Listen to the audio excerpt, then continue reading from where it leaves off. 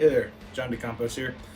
Just want to make a quick video and kind of let people who might care about what's going on here at Terrible Games. It's been a really interesting year, but being a freelancer and kind of being stuck at home has sort of given me a ton of what would have been not available free time to kind of form a maybe unhealthy obsession with making new board games and doing a ton of illustration. So here's what I've been doing, and here's what the team has been doing. I've had a lot of people who have been helping out with this stuff, including the people at Terrible Games, but also we've brought on some indie designers, but I'll get to that in just a second. Okay, so first thing, what's going on with Token Terror's Battlegrounds? So we've already paid the deposit for the mold machining, which is one of the larger upfront costs for us to get the actual miniatures made for the game. So that got sent out a couple months ago, and it just takes a while. COVID is affecting the entire world, and you probably heard from some other game manufacturers that it is kind of slowing things down a bit. But we've been trying to use that time to work on some of the other supplemental materials that we added and promised during the Kickstarter campaign. So that includes the Token Terrors Tome of Terrors Minions Manual. This is a printed book that'll come with the Warlord's Wealth Reward, and PDF versions, downloadable PDF versions will be available to all our backers who back the core game and up. And what this is a 5th edition compatible Minions Manual. There is original artwork, there is original flavor text and supplemental text and monster stat blocks. So when you break out all of your Token Terrors mini monsters out of your box, you can populate the battle mat in your favorite RPG or 5th edition RPG and fill it up with a bunch of minions that can give your adventurers a hard time. So Shannon and I have been working on that for the last month and a half, maybe 2 months. The illustrations and all the text and writing have all taken a little while, but we're putting it all together now. And it's basically complete. We have a little bit more layout work to do, but yeah, we got that done.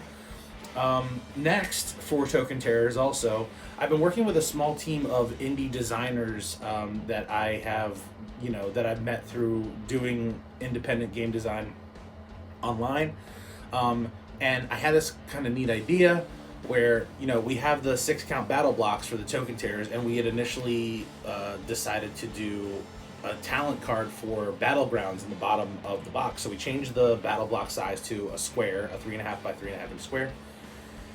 And then I was thinking, well, we don't have a solo mode, and we had kicked around some ideas for something in Battlegrounds for a solo mode, but then I thought, why don't we just do a mini game? Why don't we do a solo adventure mini game that comes inside of the battle block? So we have 6 different small 15 to 30 minute solo mini games that are going to be consist of 2 or 3 cards or 2 or 3 pieces of punch board with some cardboard tokens, maybe a little tiny dice in one of them or 2 of them. And me and the other developers have been working on it. I have artwork completed for 3 of them. They're playable on TTS, so if you're watching this video and you want to try out some of these solo games on Tabletop Simulator, I'm going to post some links down in the doobly-doo. But yeah, they're really cool. The ones that are finished, I think, are super fun. I've been having a blast playtesting them and doing the artwork for them. And we still need to kind of take a hard look at our funds to make sure that we can cover the manufacturing order, because we have to do a minimum order quantity of 500 per unit of each of these mini games. But if it all works out, the end result will be that when you buy 6 minis by themselves at your friendly local game store, if you order it from us, inside will come a little 15 to 30 minute solo game. Still in the world of Token Terrors, we have been heavily playtesting the Season 2 lineup, which consists of 6 new factions, technically 7 if you can include the 7th bonus faction. And they feel like they're pretty close to done. A lot of the playtesting feedback I've gotten has been pretty positive. We have kind of ironed out a couple wrinkles in some of the design, but it's looking good. And we're sort of having internally a conversation about what we want to release next. We don't know if we want to stay in the world of Token Terrors because we've kind of been in the headspace of that game for the last 3 years. A little bit of a break. It's sort of naturally come about from being in that project for so long that I've kind of broken off and worked on a bunch of new stuff that has nothing to do with token tears now that I understand the workflow and the ecosystem of making independently designed board games. So we also have the 1.5 expansion, which is Primeval Power. It's going to be a lot of larger tokens they occupy 2 to 4 spaces, and they're like team captains / giant monsters that you can pair with the smaller factions from season 1. Initially, we had planned to do a 1.5 release shortly after we fulfill season 1, but a little bit of a hiccup there. I'll get to it in just a sec. We're actually going to do another Kickstarter in February that is completely unrelated. But anyway, okay, I digress. So we're not really sure what to do with all this added content for Token Terrors quite yet. I mean, we definitely want to release it. We just don't know if it's going to be like this upcoming year or not till the end of the year. Remains to be seen. You might have seen some stuff bumping around about a game that we've been working on for a while. It actually got designed while we were still in the pre-campaign phase for Token Terrors. It's called Destroy the Castle.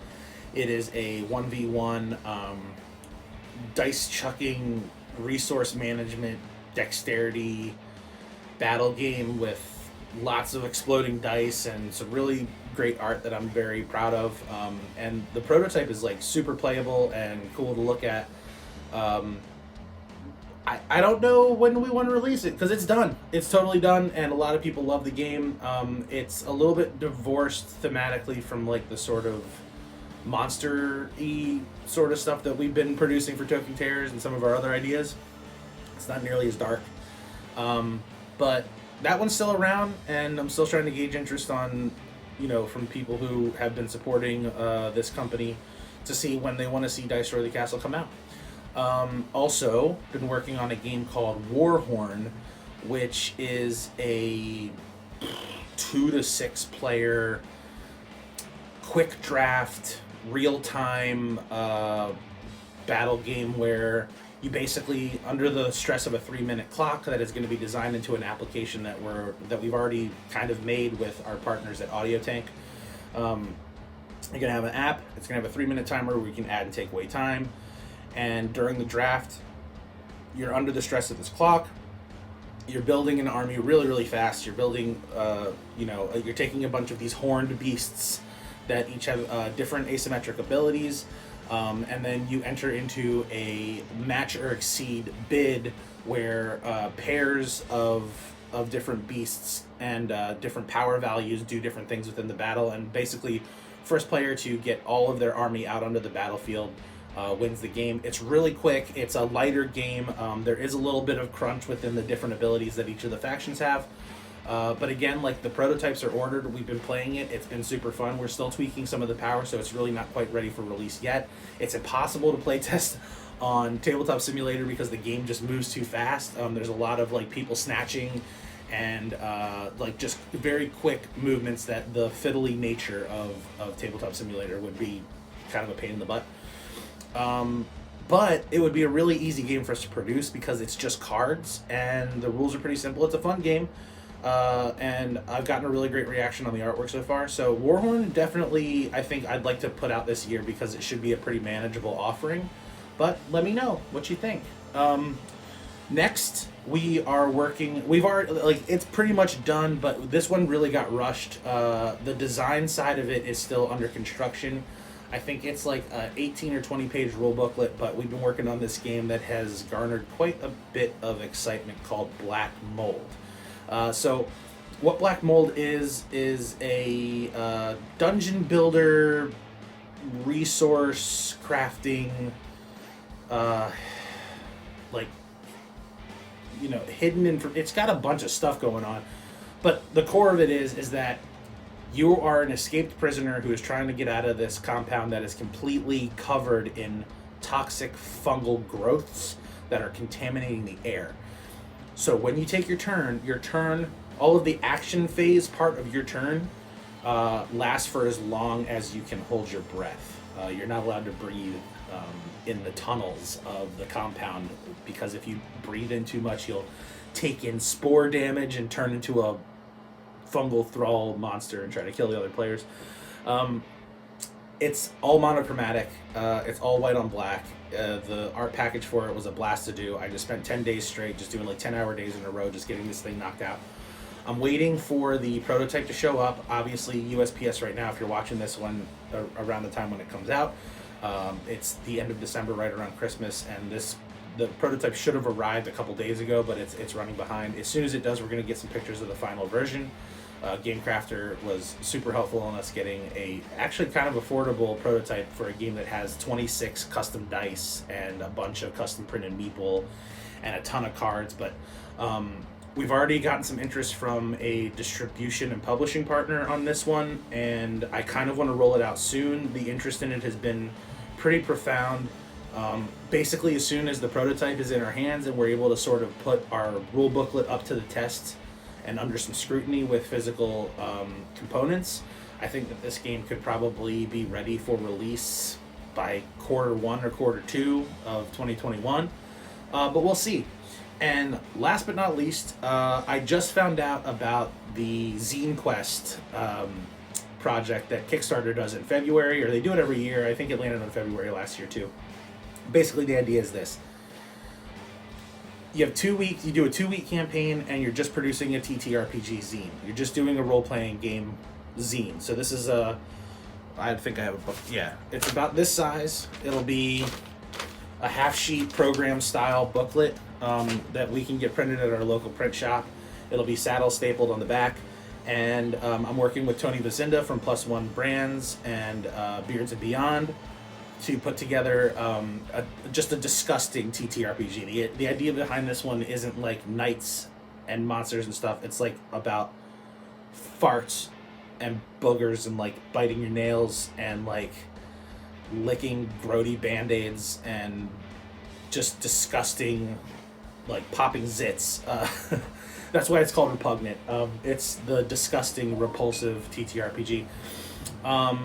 So we're moving on that. The launch date for that is February 1st. The funding goal in Kickstarter is going to probably be like between $500 and $1,000. It'll be very low. And we have 2 weeks. And we're just going to see how many people are interested in buying the book. It'll be cheap. But for me, it's going to be super fun because I'm just going to get to realize all this really gnarly, gross, drippy, slimy art. And the whole thing will be printed in like neon green. It's going to be really gnarly. So anyway, that's everything. I'm going to try and post links in the description for the mini games that are on Tabletop Simulator.